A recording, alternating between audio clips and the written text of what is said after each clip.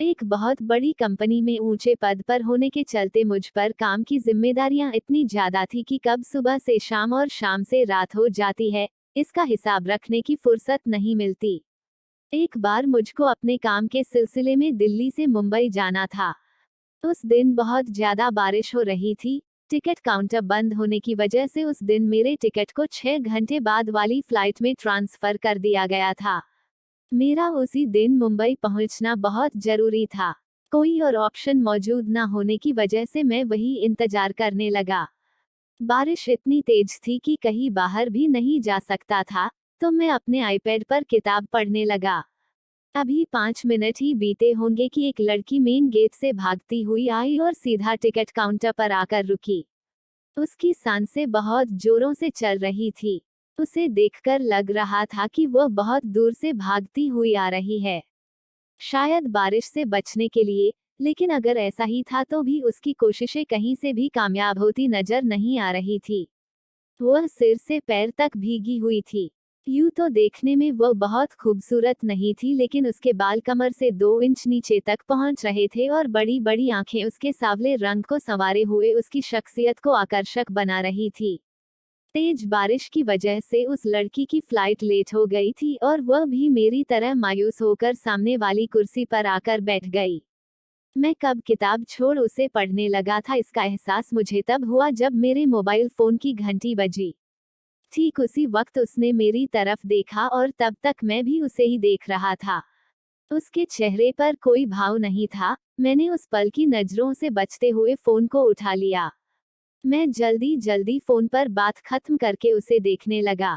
उसने भी मेरी ओर देखा और इशारे में खींचकर पूछा कि क्या बात है। मैंने अपनी हरकत पर शर्मिंदा होते हुए उसे इशारे में ही जवाब दिया कि कुछ नहीं। उसके बाद वो उठकर टहलने लगी। मैंने फिर से अपनी किताब पढ़ने में ध्यान लगाने की कोशिश की, पर ना चाहते हुए भी मेरा मन उसको पढ़ना चाहता था। पता नहीं उस लड़की के बारे में जानने की इच्छा हो रही थी। कुछ मिनट ही बीते होंगे कि वह लड़की मेरे पास आई और बोली, सुनिए, क्या आप कुछ देर मेरे बैग का ध्यान रखेंगे? मैं अभी 5 मिनट में चेंज करके वापस आ जाऊंगी। जी जरूर, आप जाइए, मैं ध्यान रख लूंगा, मैंने मुस्कुराते हुए कहा। थैंक यू, सिर्फ 5 मिनट, इससे ज्यादा टाइम नहीं लूंगी आपका। यह कहकर वह बिना मेरे जवाब का इंतजार किए वो रूम की ओर चली गई। 10-15 मिनट बीतने के बाद भी जब वह नहीं आई तो मुझे घबराहट होने लगी थी कि कहीं उसे कुछ हो तो नहीं गया। वैसे वह थोड़ी बेचैन सी लग रही थी। मैं उसे देखने जाने के लिए उठने ही वाला था कि वह मुझे सामने से आती हुई नजर आई। उसे देखकर मेरी जान में जान आई। वह ब्लैक जीन्स और वाइट टॉप में बहुत अच्छी लग रही थी। उसके खुले बाल, जो शायद उसने सुखाने के लिए खोले थे, किसी को भी उसकी तरफ खींचने के लिए काफी थे। वह अपना बैग उठाते हुए फीकी सी हंसी के साथ मुझसे बोली, सॉरी, मुझे कुछ ज्यादा ही टाइम लग गया, थैंक यू सो मच। मैंने उसकी तरफ देखा। उसकी आंखें लाल लग रही थी, जैसे रोने के बाद हो जाती है। आंखों की उदासी छिपाने के लिए उसने मेकअप का सहारा लिया था, लेकिन उसकी आंखों पर बेतरतीब से लगा काजल बता रहा था कि उसे लगाते वक्त वह अपने आपे में नहीं थी। शायद उस समय भी वह रो रही हो। यह सोचकर पता नहीं क्यों मुझे दर्द हुआ। मैं जानने को और ज्यादा बेचैन हो गया कि आखिर बात क्या है।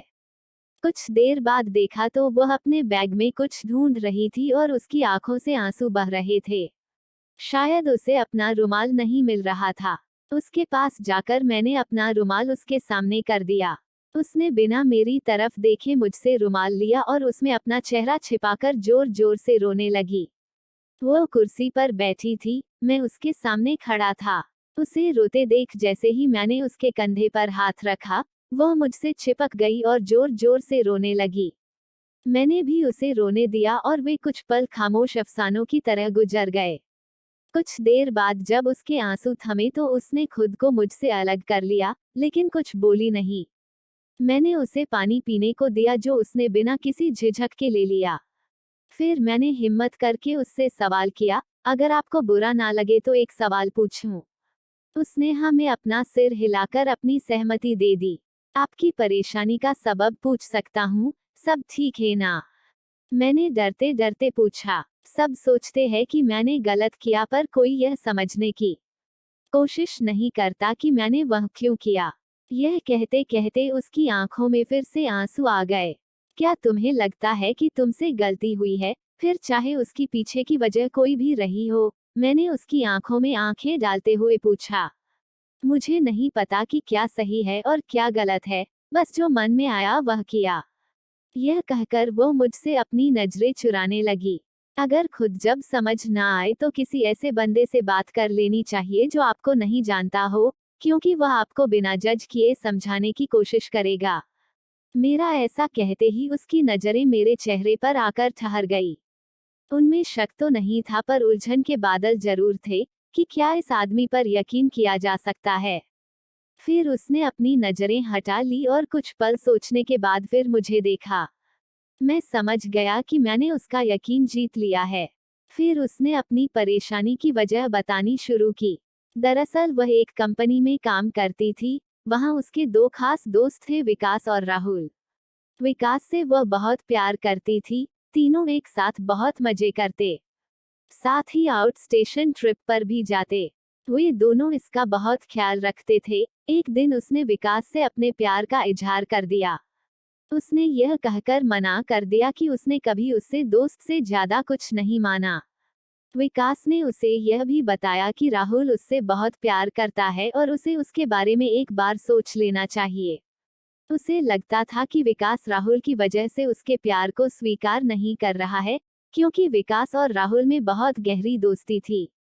वह राहुल से जाकर लड़ पड़ी कि उसकी वजह से ही विकास ने उसे ठुकरा दिया, और साथ में यह भी इल्जाम लगाया कि कैसा दोस्त है वह अपने ही दोस्त की गर्लफ्रेंड पर नजर रखे हुए था। इस बात पर राहुल को गुस्सा आ गया और उसके मुंह से गाली निकल गई। बात इतनी बढ़ गई कि वह किसी और के कहने पर, जो इन तीनों की दोस्ती से जला करता था, उसने राहुल के ऑफिस में शिकायत कर दी कि उसने मुझे परेशान किया। इस वजह से राहुल की नौकरी भी खतरे में पड़ गई।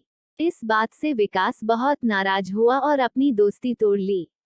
यह बात उससे सही नहीं गई और वह शहर से कुछ दिन दूर चले जाने का मन बना लेती है, जिसकी वजह से वह आज यहाँ है। यह सब बताकर उसने मुझसे पूछा, अब बताओ मैंने क्या गलत किया? गलत तो राहुल और विकास भी नहीं थे। वह थे क्या? मैंने उसके सवाल के बदले सवाल किया। लेकिन विकास मुझसे प्यार करता था। जिस तरह से वह मेरी केयर करता था और रात पार्टी के बाद मुझे महफूज घर पहुंचाता था, उससे तो यही लगता था कि वह मेरी तरह प्यार में है। क्या उसने कभी तुमसे कहा कि वह तुमसे प्यार करता है? नहीं। क्या उसने कभी अकेले में तुमसे बाहर चलने को कहा? नहीं। पर उसकी हरकत से मुझे यही लगता था कि वो मुझे प्यार करता है।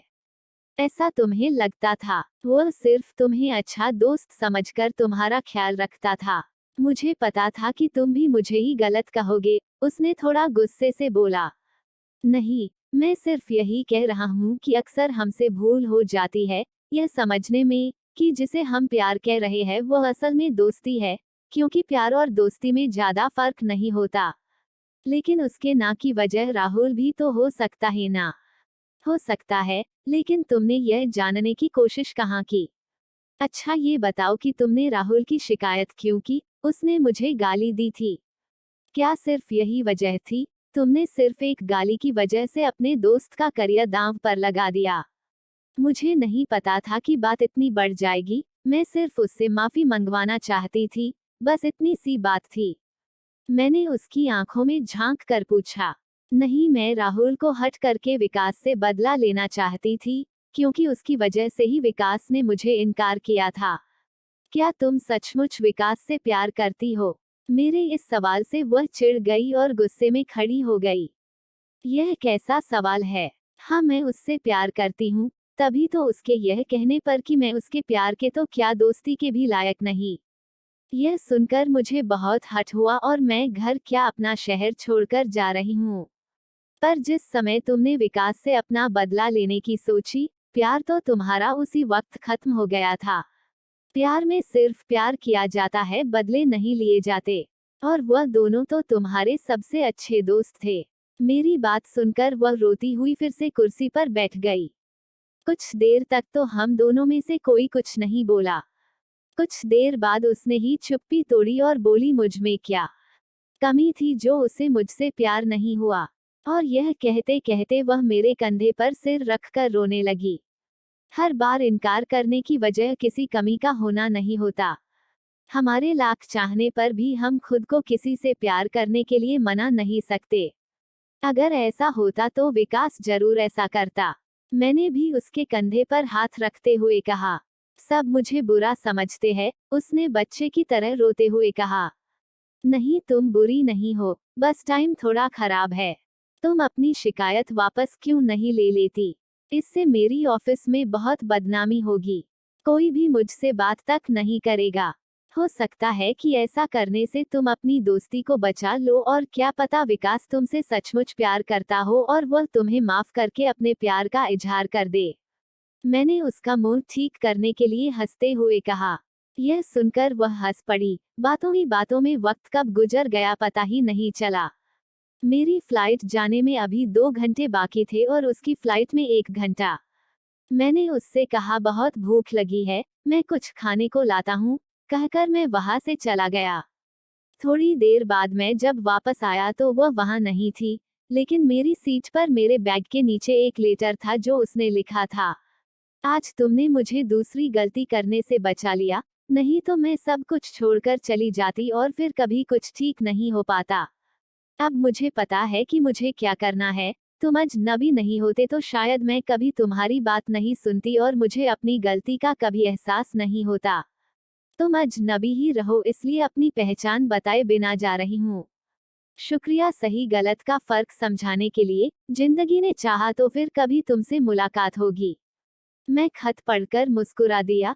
कितना अजीब था यह सब, हमने घंटों बातें की लेकिन एक दूसरे का नाम तक नहीं पूछा। उसने भी मुझ अजनबी को अपने दिल का पूरा हाल बता दिया। बात करते हुए ऐसा कुछ लगा ही नहीं कि हम एक दूसरे को नहीं जानते, और मैं बर्गर खाकर यही सोचने लगा कि वह वापस जाकर